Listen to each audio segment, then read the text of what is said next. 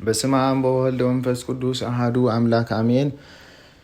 ክርስቶስ ተንሥአ እሙታን በአብ ኃይሉ ወስልጣን አሰሮ ለሰይጣን አጋዞ ለአዳም ሰላም እምዜስ ኮነ ፍስሐ ወሰላም ብምሕረቱ ፍስሐን ሰላምን ደስታን ሓጎስን ዝገበረልና እግዚአብሔር አምላክና አምላኽ አቦታትና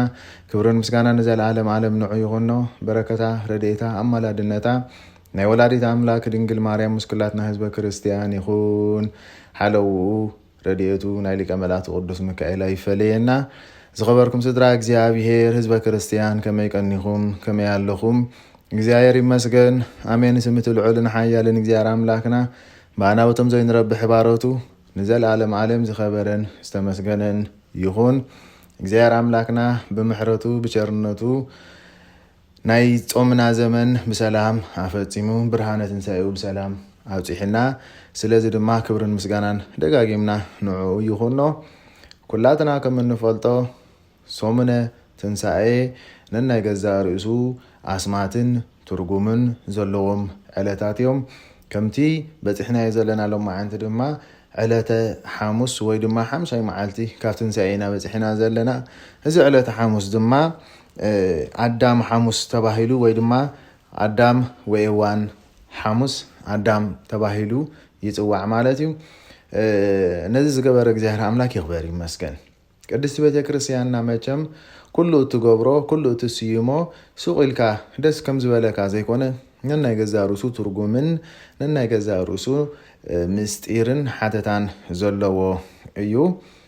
ካብ ሶኒ ጀሚርና እቶም ዕለታት ከም እንፈልጦም ሶኒ ማዕዶት ተባሂሉ እዩ ዝፅዋዕ። ማዕዶት ምስጋር ማለት እዩ። ዝተሳገርናሉ ግዜ ምዃኑ ንምንጋር ማለት እዩ። ካብ ሞት ናብ ህይወት ካብ መንገዲ ሓጢአት ናብ መንገዲ ፅድቂ ከም ዝተሳገርና እንዝክረሉ ዕለት እዩ። ብሰሉስ ድማ ዕለተ አብርሃም ወቶማስ ተባሂሉ ይፅዋዕ። እዚ እውን ናይ ገዛ ርእሱ ታሪክን ናይ ገዛ ርእሱ ምስጢርን ዘለዎ ዕለት እዩ። ትማሊ ረቡዕ ድማ አልዓዛር ተባሂሉ ይፅዋዕ። ንሱ እውን ልክዕ ከምኡ ማለት እዩ። ሎሚ ድማ ሓሙስ ኣዳም ተባሂሉ ይፅዋዕ ወይ ድማ ኣዳም ወሄዋን እንዝክረሉ ዕለት እዩ። ከም እንፈልጦ መቸም ኣቦና ጻድቕ ቅዱስ ካህን ንጉስ ኣዳም ናይ ጥንቲ ፍጥረት እዩ። ናይ ጥንቲ ፍጥረት ጥራሕ ዘይኮነ ድማ እቲ ቀዳማይ ቅዱስ ኣቦና ኣዳም እዩ። ደድሕሪ እግዚአብሔር ደድሕሪ መላእኽቲ እቲ ቀዳማይ ቅዱስ ኣቦና ኣዳም እዩ። ልክዕው ካብ ምሒር ምልማድ ዝተላዓለ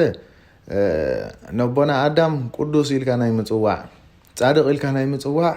ብዙሕ ባህሪ የብልናን ወይ ድማ ኣይለመድናን ማለት እዩ። ኣይኮነን ቅዱስ ኢልና ክንፅውዖ ከማነይ ኣቦና ኣዳም ኢሉ ዝፅውዖ ከማን ኣዝዩ ውሑድ እዩ። ዝንጥል እዩ ዘብሎ ኣዳም ኢሉ እዩ ዝፅውዖ ማለት እዩ። ክብሩ ካብ ዘይምፍላጥ ማለት እዩ። ግን ካብ ኣዳም ዝኸብር ሰብ ወላ ሓደ የለን። እዚ ክንፈልጥ ይግባአና። ኣኽቢሩ መሪፁ ድፈጠሮ እግዚአብሔር አምላክ ነቦና ኣዳም እዩ። ድሓር ድማ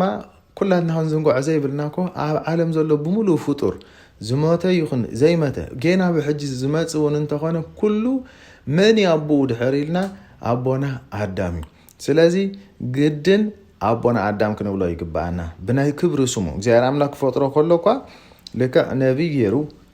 ካህን ገይሩ ንጉስ ገይሩ ዝተፈላለዩ 7 ፀጋ ሂቡ እዩ ፈጢርዎ ነቦና ኣዳም። እዚ ክንፈልጦ ይግባአና ማለት ልክዕ ከምቲ ሓደ ግዜ ምሳሓተ ከምኡ ኢሉ ዝነብር ዘሎ ከይመስለና ኣብ ሰማያት ብክብሪ እናተመስገነ ምስ ኣዴና ሃዋን ማለት እዩ እናተመስገነ ብክብሪ ዝነብር ጻድቕ ኣቦና እምበር ከምቲ ንሕና ሓንሳብ ሓጢአት ገይሩ ኢልና ኩሉ ግዜ ክንነቕፎ ነብር ከምኡ ከይመስለና። ስለዚ ኣቦና ኣዳም ጻድቕ እዩ። ስለምንታይ እዩ እዚ ሎማዓንቲ በቦና ኣዳም ስም ተፀዊዑ እንተደኣ በልና መቸም ልክዒት ዕለቱ ዕለተ ሓሙስ እዩ። ሓሙስ ማለት ድማ ሓምሳይ መዓልቲ ማለት እዩ። ካብ ትንሣኤ እንተቆፂርና ዘለናዮ መዓልቲ ሓምሳይ መዓልቲ እዩ። ልክዕ ድማ በዚ ዕለት እዚ እንታይና ንዝክር እንተደኣ ኢልና ልከ ኣብቲ ሓምሳይ ዘመን ወይ ድማ ካብ ጓልጓልካ ተወሊደ ድሕሪ 5500 ዘመን ካድሕነካ እየ ዝበለሉ ቃል ከም ዝተፈፀመ እንዝክረሉ ዕለት እዩ። ተስፋ ኣቦና ኣዳም ዝተፈፀመሉ ዕለት እንዝክረሉ እዩ። ስለዚ እዮም ኣቦታትና ኣዳም ሓሙስ ኢሎም ዝፀውዕዋ ማለት እዩ። እንታይ ተስፋ ኣይናይ ተስፋ ይተፈፂሙ እንተበልና ድማ ልክዕዩ ንፈልጦ ታሪክ ስለ ዝኾነ ኣቦና ኣዳም ድሕሪ ስሕተቱ መቸም እግዚኣብሔር ኣምላክ ካብ ገነት ኣውፅኦ ንብል ማለት እዩ ካብ ገነት ምስ ወፀ ድማ ን40 መዓልቲ ደኣክል ሱባኤ ከኣቱ ኢሉ ሱባኤ ኣብ ዝጀመረሉ ግዜ መበል 35 መዓልቱ ዲያብሎስ ልክዕዩ ንቅዱስ ገብርኤል ተመሲሉ ናይ ብርሃን መልኣክ መሲሉ መፂኡ ከም ዘስሓቶም ኦ ኣዳም እግዚኣብሔር ኣምላክ ሓጢኣትካ የቕሬታኻ ተቐቢልልካ እዩ ሓጢኣትካ ደምሲስልካ እዩ ልመናኻ ሰሚዒካ እሞ ንዓውፃእ ከም ዝበሎ ማለት እዩ ኣቦና ኣዳም ግን ኣነ ቅድሚ ሕጂ ናይ ፍጡር ሰብ ወይ ድማ ናይ ፍጡር ቃል ሰሚዐ ምስ እግዚኣብሔር ኣምላክ ተባኢሰ እሞ ሕጂ ግን ደጊመ ናይ ፍጡር ቃል ኣይሰምዕነ ስለዚ ባዕሉ መፂዳ የውፃእኒ እምበር ኣነስ ሱባኤ ከይወፀምኩ ኣይውድእን ከም ዝበሎ በዚ ነገር እዚ ዘይሰለጦ ዲያብሎስ ድማ ናብ ኣዴና ሄዋን ከም ዝኸደ ንዴና ሄዋን ድማ ልክዕ እቲ ነቦና ኣዳም ዝበሎ ቃል ከም ዝደገመላ ንሳ ድማ ልክዕ መሰሲላ ከም ዝወፀት ከይዳ እውን ነቦና ኣዳም ንውፃእ እምበረይ እንተዳ መልኣኹ ልኢኽልና እግዚኣብሔር ንዕመ ያኽለኩም እንተዳ ኢልናስ ዘይንወፅእ ምሒረኩም እናበለና ስለምንታይ ዘይንወፅእ እግዚኣብሔር ኣምላክሲ ኣይኮነ ዶ 35 መዓልቲ ኣብ ሓንቲ መዓልቲ ሲምሕር እንዲዩ ኢላቶ ከም ዝወፀት ብድሕሪኡ ንሱ እውን ከም ዝሰዓባ የዋህ ስለ ዝነበረ ሰዓባ ይብለና ዳሓረይ እንታ ሓሰብናዮ እውን ኣብቲ ሽዑ ግዜ ክንርስዖ ዘይብልና ነገር እንታይ ኣሎ እዚኦም ክልተ ቅዱሳን ፍጥረታት ጥራሕዮም ነይሮም ኣብዛ ዓለም ነዲና ሄዋን እንተ ደኣ ገዲፍዋ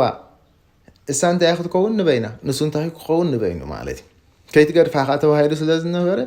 ድገብሮ ወላ ሓንቲ ነገር የብሉን ስለዚ ግድን ይክስዕባ ማለት እዩ ዳሓር እውን ልክዕ እዩ መቸም ዲያብሎስ ክፍትን እንከሎ እግዚኣብሔር ኣምላክ ኣብ 35 መዓልቲ ኮነስ ኣብ ሓንቲ መዓልቲ እውን ክምሕር ይክእል ስለ ዝብሎም ዘሎ ወይ ይኽእል ስለ ዝኾነ መታለሊ ቃል እውን ስለ ዝተጠቀመሎም ማለት እዩ ዳሓረይ ግን ተጓዓይዞም ኣብ ደገ ገነት ክበፅሑ ከለዉ ግን ፈሊጥኩም ንደለኹም ከም ዝበሎም እዋ አንዳ ቅዱስ ገብርኤል ዘይበልካናን ከም ዝበልዎ ዳሓረይ ግን እቲ ሕሱም ረኣዩ እቲ ገፀ ጽልመቱ ኣርኣዮም ይብሉ እሞ ዲያብሎስ ምዃኑ ፈለጡ ካብኦም ተሰወረ ሓዘኑ በኸዩ ኣልቀሱ ብድሕሪ እዚ ግን በኽያት ኣዳም እግዚኣብሔር ኣምላክ ሰሚዑ መልኣክ ከም ዝለኣኸሉ እንተኾንካ ተሓዝን ምስ በሎ ልክዕዩ ኣብዚ እዋን እዚ ኣቦና ኣዳም ነዴና ሄዋን ሰጎጋ እዩ ዝብል ቅድሚ ሕጂ ብሰንኪኺ ካብ ገነት ተሰጊገ ሕጂ ድማ ካብ ሱባሄ ብሰንኪኺ ወፀ ምስ ኣምላኸይ እንደገና መሊሰ ተባኢሰ ኢሉ ሰጎጋ ድሕሪ ሕጂ ምሳኺ ይነብርኒ ድሕሪ ሕጂ ካብ ኣይርሓቕ ኢሉ ከም ሰጎጋ እሞ ንሳ እውን ከም ዝሓዘነት ንሱ እውን ከም ዝሓዘነ ዳሓር ልክዕዩ መቸም በዚ ዘመን እንተዳ ሰብኣይን ሰበይቲ እንተተባኢሶም ሰብኣይ እንተዳ ንሰበይቲ ሰጊጉዋ ናበያ ትኸይድ እንተዳ ኢልና ናብ ወለዳ ወለዲ ከመ እንተዘይብላ እንዳሓትድኣ ትኸይድ እንዳሙኣ ትኸይድ እንዳዓባያ ትኸይድ ናብ ወካርያ ክትከይድ ናብ ቤተሰብ እያ ትኸይድ ናብ ዓሌታ እያ ክትከይድ ማለት እዩ ኣብቲ ሽዑ ግዜ ግን ኣዴና ሄዋን ናበይ ትኸይድ ሓደ እንኮ ሰባ ንሱ ኣቦና ኣዳም ጥራሕ እዩ ስለዚ ናብቲ ኸዶ ስለ ዘይነበራ ንበይና ኮይና ክትሓዝን ከተልቅስ እዚ ድማ እግዚኣብሔር ኣምላክ ክትሓጋገዙን ክትሓላለዩ እንዳ ይፈጢርዎ እምበር ከምዚ ኢሎም ስለ ዘይፈጠሮም መልኣኩ እግዚኣብሔር ከም ዝለኣኸሎም ስለምንታይ ተሓዝኒ ኣዳም ሰጊጉኒ ከም ዝበለቶ ማለት እዩ ናብ ኣቦና ኣዳም ከይዱ ድማ ስለምንታይ ዳ ሓዘንካ እንደገና ንህለት ስለ ዝሕዘነትኒ ስለ ምስ እግዚኣብሔር ኣምላከይ ዘበኣሰትኒ ስለ ካብ ሱባኤ ከም ዝወፅእ ዝገበረትኒ ድሕር ደጊም ክሪእ ኣይደልን ኢለ ሰጊገያ ከም ዝበሎም መልኣክ እግዚኣብሔር ግን ከም ዝነገሮም ምናልባት በኣ እንተሰሓትካኮ ድሕነትካ እውን በኣ ኣይ ዝፍፀም ከም ዝበሎ እሞ ከምኡ እንተ ደኣ ኮይኑ ስበል ትምፃእ ከም ዝበለ ኣቦና ኣዳም ትምፃእ ከም ዝበለ ድሓረይ ግን ሊቀ መላእክቲ ቅዱስ ገብርኤል እዩ ይብሉና ኣቦታትና ከምኡ ይኮነን እቲ ሕጊ እንታይ ዳ እንህልካ እዚ ዕጣን ከርበ ወርቂ ሂቡ እዚ ከም ህያብ እዩ ስለዚ ከድካ ንስኻ ኢኻ ተምፃእ ከም ዝበሎ ኣቦና ኣዳም ድማ ዕጣን ወርቂ ከርበ ህያብ ሒዙ ከይዱ ነዴና ሄዋን ከም ዘምፃእ እዚ ልማድ ብምግባር ኣቦታትና ድማ ብዝኾነ ኣጋጣሚ ሰብኣይ ምስ ሰበይቲ እንተዳ ተባኢሶም ናብ ቤተሰባ እንተዳ ከይዳ ሰብኣይ ከይዱ ዘምፃእ ሰሊሙ ከዲኑ ሽፎን ድዩ ዙርያ ድዩ ወርቂ ድዩ ኣልቢሱ ተመሊሱ ሒዝዋ ይምፅእ ዋላ ነሳ ትበድል ማለት እዩ ክመልሳ እንከሎ ሳደ ይኮነት ትምለስ በዓላ እንታይ ዳ ሰብኣይ ከይዱ ዝምለስ ማለት እዩ እዚ ልማድ እዚ ክንሕዞ ይግባአና ምክንያቱ ካብ ጥንቲ ካብ ኣቦና ኣዳም ዝመፀ ስለ ዝኾነ እቲ ሒዝዎ ዝኸደ ኣቦና ኣዳም ዕጣን ከርቤ ወርቂ እዝዩ ልክዕ ዝህያብ እዝዩ ንጎይታናን ኣምላኽናን መድሓኒትናን ኢየሱስ ክርስቶስ እምበኣር ሰብ ኣሰገል ኣብ ግዜ ልደቱ ዝሃብዎ ህያብ እምበኣር እዝዩ ነይሩ እቲ ናቱ ኣብ መወዳእታ ኸና ምን ተመሊስ እንተኢልና እናብኡ ማለት እዩ ካብ እግዚኣብሔር ዘይኮነ ካብሉ ሓንቲ ነገር እኮ የለን እናተይ ንብሎ ካብሉ ሓንቲ ነገር የለን ኩሉ ካብኡ እዩ ኩሉ ንዕኡ እዩ ስለዚ ካብ ዝተፈላለዩ ቅዱሳን ቦታት ሓሊፉ ብዝተፈላለዩ ነገስታት ሓሊፉ ኣብ መወዳእታ ኣብ ኢድ ሰብኣ ሰገል በፂሑ ኣብ መወዳእታ ድማ ናብ ጎይታ ኣብ ግዜ ልደቱ ከም ዝተመልሶ ዝህያብ እዚ ይነግረና ማለት እዩ ስለዚ ኣቦና ኣዳም ከም ዘምፃ ከም ዝመለሳ ብድሕሪኡ ግን ኣልቀሰ በኸየ ሓዘነ 98 ዓመት ዝኣክል ኣቦና ኣዳም ተናሰሐ ይብለና 98 100 ዓመት حسابه مالتي بخياتو حزنو لقصو دما لك كم نايفت لما رايكونن يبلنا اب وداسي مريم ترجمين ترات ملكتنا ابونا ادم زحزن نور حزم لك خمزناتنا حزن هيكونن أنا حنا هبتمات نيرنا نتر أدخينا زغل هبت نير نحجد خاخوين إلنا نحزن سرح سينا إلنا نحزن سويت سينا إلنا نحزن كم زي رخوب كلنا نحزن أبونا آدم قن زيكو أنا نير بخاي انتهي دا نجزيهر أملاكي احزينا أنا حتأتيني النابلة بسن كحاتياتو 100 عامت زاكل كم زلك أسا كم زبخي كم سنة عسيحين أقرأنا مالتي بدحرزي مباري لكعيو عواف قامقنا إنساتاتي سمع سلازنا برا أبونا آدم نجنت نخيد تبعهم كخود خلوا وسمعوا لك أنا والمسؤول كخيديلو نصام النابرور بخنفهم نصو النازلة لبأجرم كم سووا عزمه أفضل جنة كم زبادة حياة نساتهم بلا عليك عطون كلوا جنة جن بإسعة تخلي لا سلازنا بلت أبونا آدم كأتي كألن دحر أنت تملكت ديابلوس جن أبونا آدم تقع جنة ويسيحهم إذا سبزي كي قتل كوا ناس سبزي حر نجار كي جبر كوا جنة مملاس أيترفني بمبال كنت جزاز أكل أمني ورويرو حرام ويبل زيار عملا جن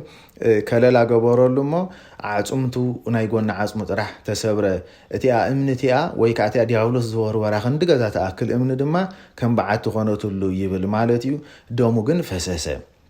بزنا جارزي إجزاير عملاك كم استقالت علمه هم ودعت دما مسوات خفت ميلو بوينن بدومن بوينن جارو مسوات أبونا عدم مسقربة مسوات إجزاير عملاك تقبل له جن استقبل كل كان علاتيو كم زبالة مالتيو جن التدحنو بدم كاب مفساس ويني مسوات بمقرب زي كونس بدم يخات دحن عفتي حمشت معلتن فرقان كابوال قال كاتواليده كأرحنا كاي إلو دما قال هاو أنتو وودو تسفاو لأدام أما يسدد جنة استواهلو اللعلتن بعد إذا تسفازي نبنا أدام تواهيو لك عبطات كم زنقرنا دما تسفاي كاب نجار كانس اتازد حنا لا مدحاني تيزو خانت قاليسي من يسمع إلو خمسة حاتتهم زيار أملاك دما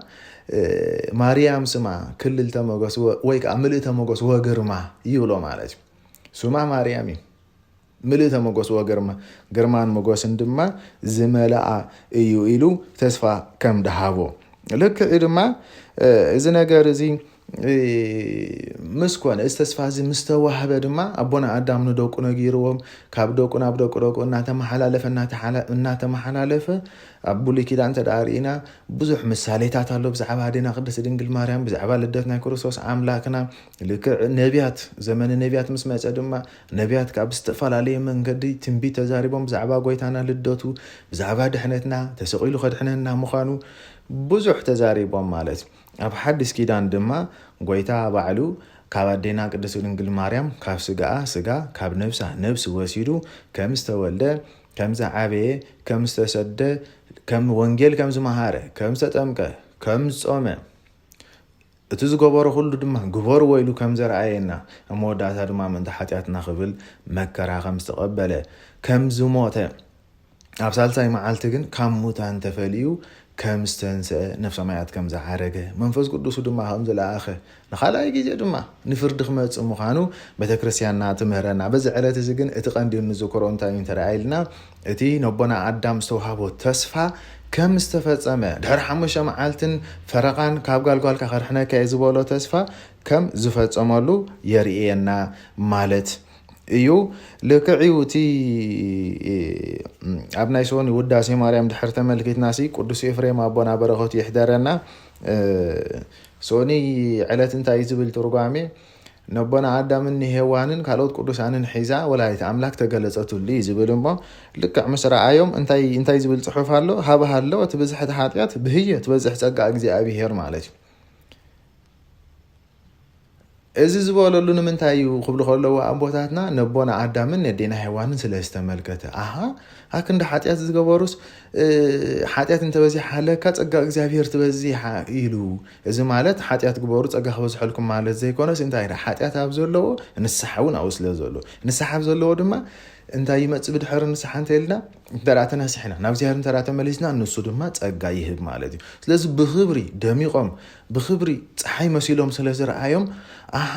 ለካ ድሕሪ ኃጢአቶም ዝገበርዎ ንስሓሲ ናብዚ ክብሪ እዚ ኣብቂዕዎም ክንዲዚ ዝኣክል ብርሃን ለቢሶም ከም ዝነብሩ ገይርዎም ንምባል ሃለወት ብዝሕቲ ኃጢአት ብህየ ትበዝሕ ጸጋ እግዚአብሔር ኢሉ ቅዱስ ኤፍሬም ኣቦና ከም ዝተዛረበ ከም ፀሓፈ ይነግረና ማለት እዩ ስለዚ ናይ ኣቦና አዳምን ናይ ኣዴና ሔዋንን ክብሪ ማዕረ ክንዲዚ እዩ ብክብሪ ተመልኪትዎም ቅዱስ ኤፍሬም ሶርያዊ ማለት እዩ በዚ ዕለት እዚ እምበር እዚ ተስፋ እዚ እቲ ካብ ጓልጓልካ ተወሊደ ከድሕነካ ዝበለሉ ተስፋ ከም ዝተፈጸመ እንሪኦሉ ዕለት እዩ እግዚአብሔር አምላክ ናይ ኣቦና አዳምን ናይ ኣዴና ሔዋንን ናይ ኩሎም ቅዱሳን በረከት ምስ ኩላትና ክኸውን ናቱ ቅዱስ ፍቃድ ይኹነልና